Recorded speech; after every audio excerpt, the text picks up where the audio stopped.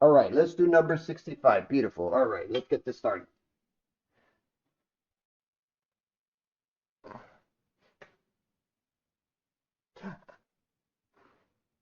Uh, oh, uh, 1.30 kilogram toaster is now plugged.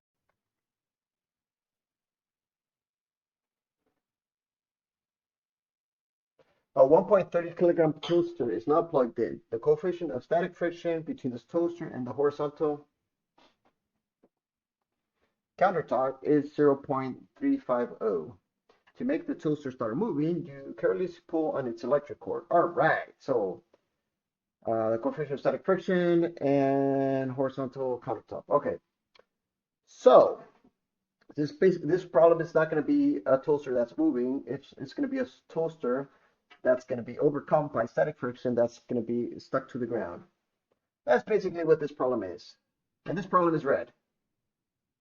So because apparently people are retarded. So so this is going to be a toaster that has 1.3 kilograms. The coefficient of static friction,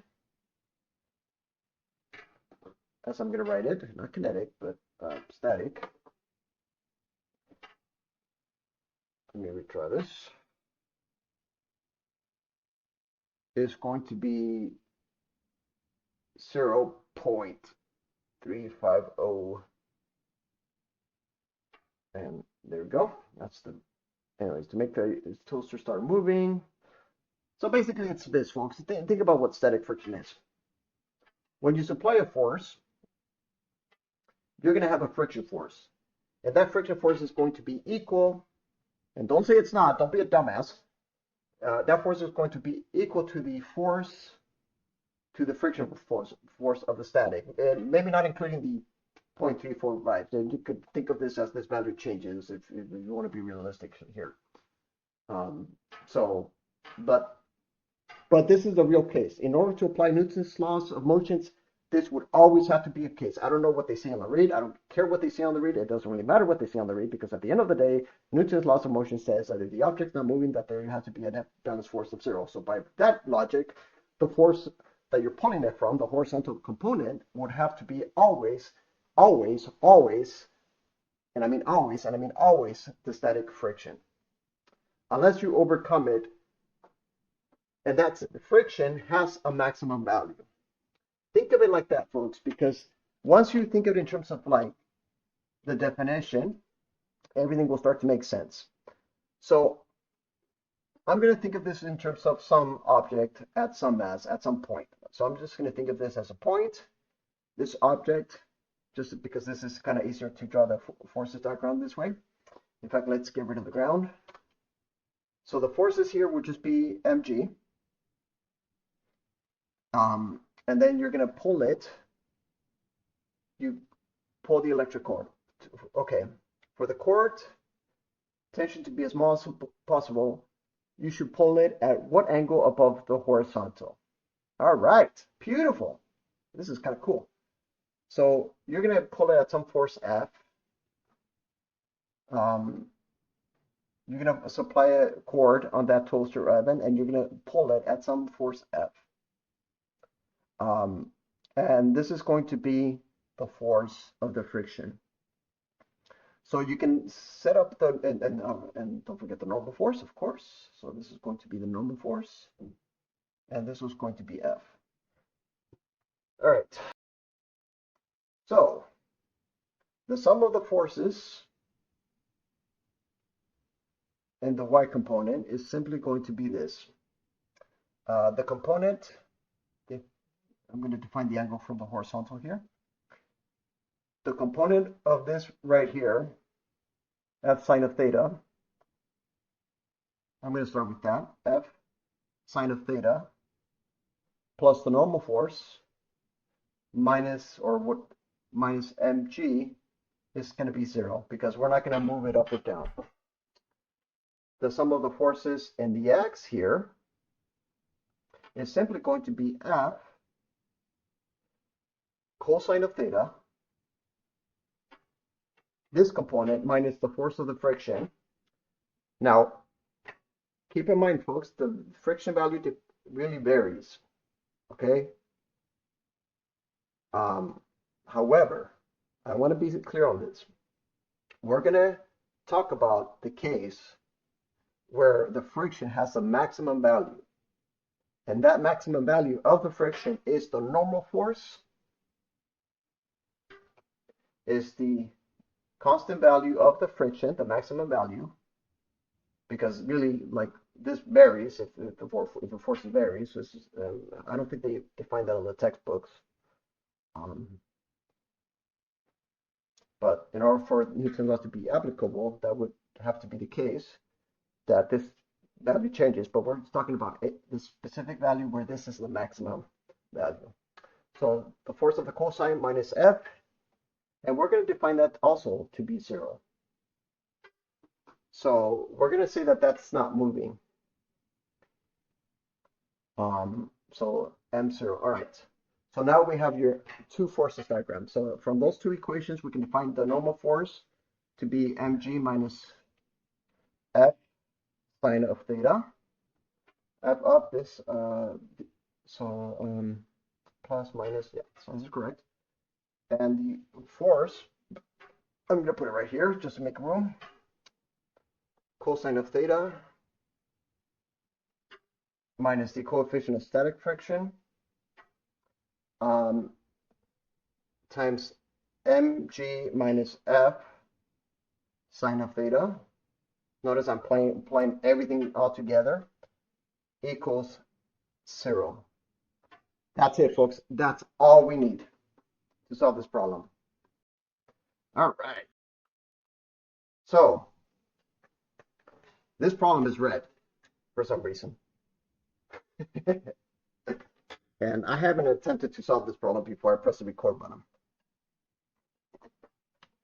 But who cares, really?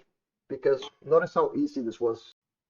Notice how not hard this was to set this up. So notice that the only unknowns for this equation for applying Newton's laws of motion is for this angle, and then the force is the tension force. Oh yeah, we don't know what that value is, do we? Oh yeah, we do have two unknowns in that case. Oh yeah, we do have two unknowns. Between the stars to make the normals. Yeah, we do. Huh. Okay then. But the nice thing is it's asking for what specific angle. So we're just going to pretend that the F is constant at this point. Like we're just going to, you know, if you ever take a 3D calculus, we're going to do the thing called partial derivatives. What that means is you treat a variable as a constant. In this case, F. The two changing variables are F and theta. So we're going to treat F as a constant, take the derivative of theta to respect to time, set that equal to 0. We're not really going to do that. I don't know what we're going to do. But either way, we're going to pretend that F is going to be a constant. So I'm going to just change this equation just to clean this up, because I don't know what I'm going to be doing here.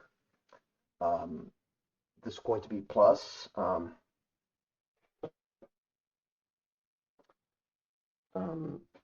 F coefficient of static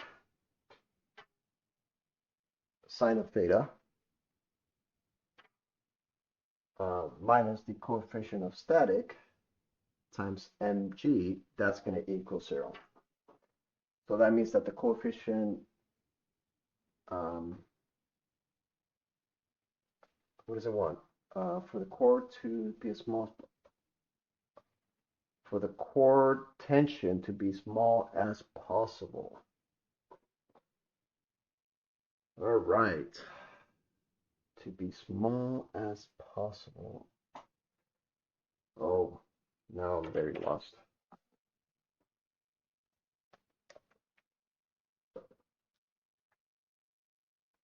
But it doesn't matter. All right, we're going to do this. All right, forget everything I said. But let's do this. Let's rewrite F as a single output. So that output is going to be the coefficient of static, mg, divided by cosine of theta. So notice, folks, that I am really just, you know, I haven't really attempted to solve this as of yet, because I'm just gonna, this is really just a setup. So plus the coefficient of static times sine of theta. All right, so now we have an equation that is dependent on theta, f depending on theta. We don't know what this graph looks like. I'm not even bothered to try and figure out what that graph looks like. So we have two options, folks. We can put this on decimals because that'd be cheating if we did that, or we could just read off the values. The question is for part A is asking for what? For the f value to be as small as possible, for the chord tension to be as zero as possible, you should put at what angle above the horizontal? So let's look at the unique values. I'm just going to plug it in. And I'm going to kind of generalize this. So, and I don't know how to notate this, to be honest, so I'm just going to so bear with me. So I'm going to define theta to be 0. And if theta is 0, that means that this is going to be 1, this is going to be 0. So f here specifically is going to be mg over the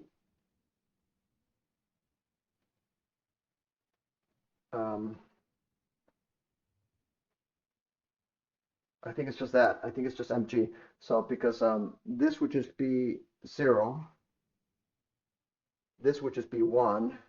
Oh yeah, mg times the um, times the coefficient of static. All right.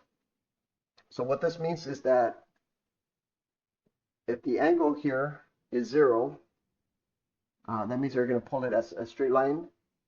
And f, that friction, that f to overcome the maximum friction is really dependent on the normal force times gravity, which actually makes perfect sense. So if you pull this at a horizontal level, the normal force, the force that you have to pull, the maximum force is going to be this specific value.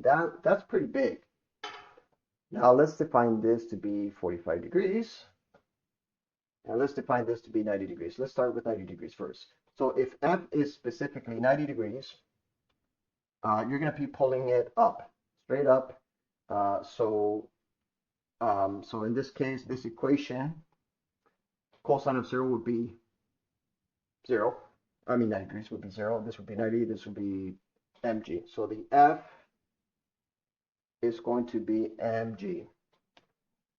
All right. So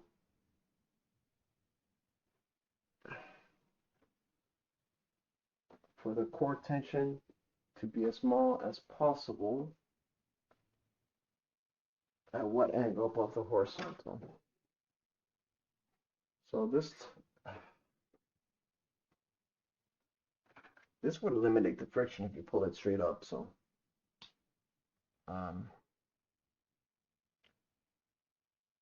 wow, this is hard. This is really hard. Notice, folks, that I'm already stuck here, and I'm not going to see why this problem's red. But let's try at 45 degrees. So let's at least compute that one. Can I get a generalized idea what that is? So 45 degrees, this value is going to be the same as this value. And so you have the coefficient of static. What is it, root 2 over 2 or 1 over root 2 in there? So you're going to have root 2 over 2 plus coefficient of static times root 2 over 2. So this simplifies to be coefficient of static, mg, root 2 over 2 over the 1 plus the coefficient of static. And that would be the force when this is 0.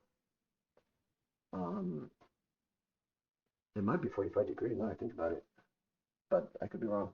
So if you pull it at the angle of 0 degrees, um, the well, the friction is going to be this value. If you pull it at 45 degrees, um, you can see that this value,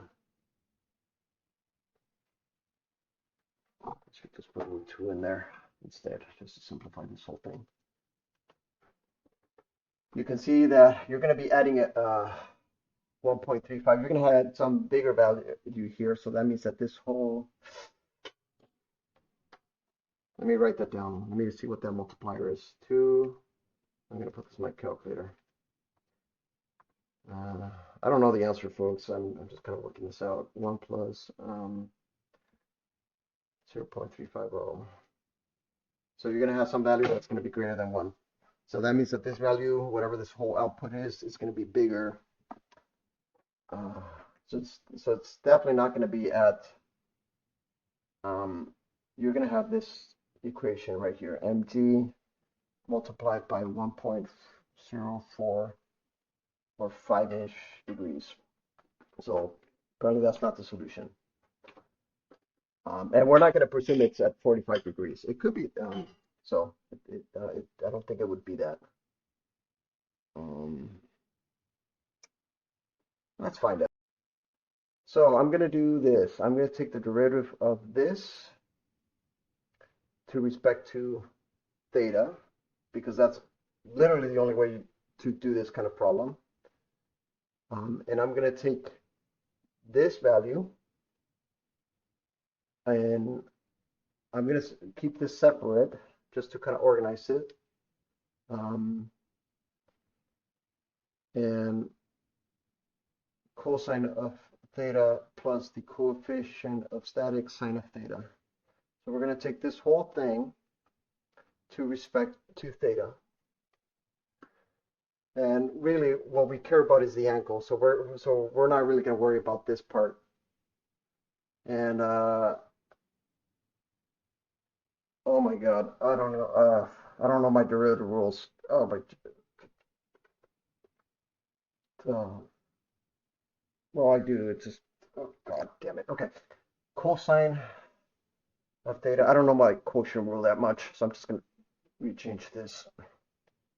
All right, I'm gonna work this out right now. So I'll do whatever. So this would be the bottom piece square, cosine of theta plus the coefficient of sine of theta. This whole thing would be square, minus 1.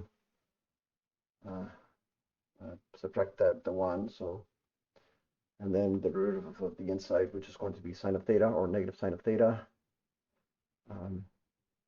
plus the coefficient of static cosine of theta. And since there's a negative, this sign would be flip-flopped.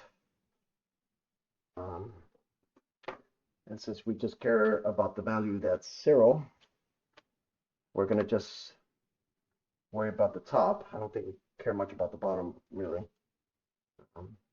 unless it's conveniently defined.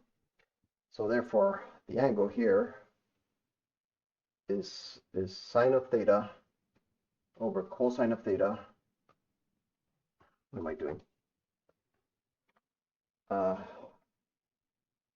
Sine of theta equals this cosine of theta. So that means that tan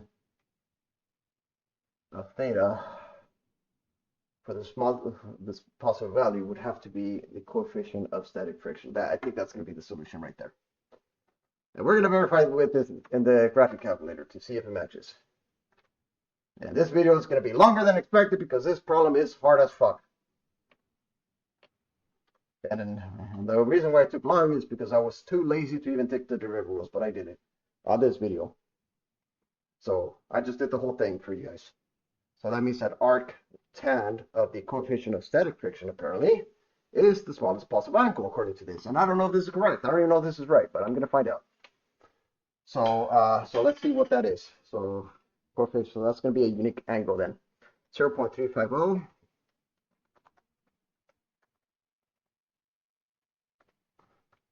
Oh, god damn it. Okay, tan inverse of that constant value. I'm going to store that. And so this possible angle is going to be 19.29 degrees. All right, let's put this on decimals. With this angle, how large must the tension be? All right, so apparently I was correct. So I just put this on the graphing calculator. So to answer part A, and wow, this problem was kind of involved. Okay, this definitely deserves to be a red one. So for part A,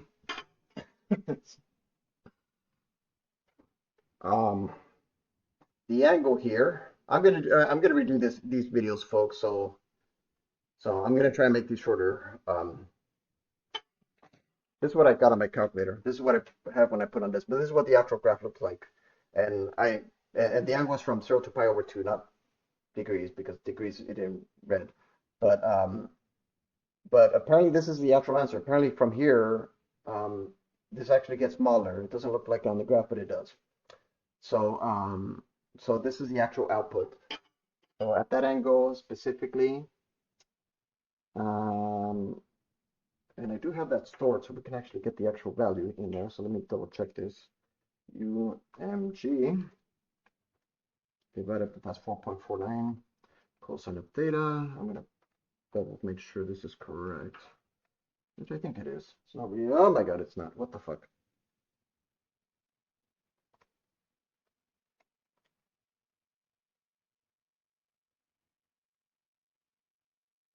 Well, the angle's right, but my output is wrong.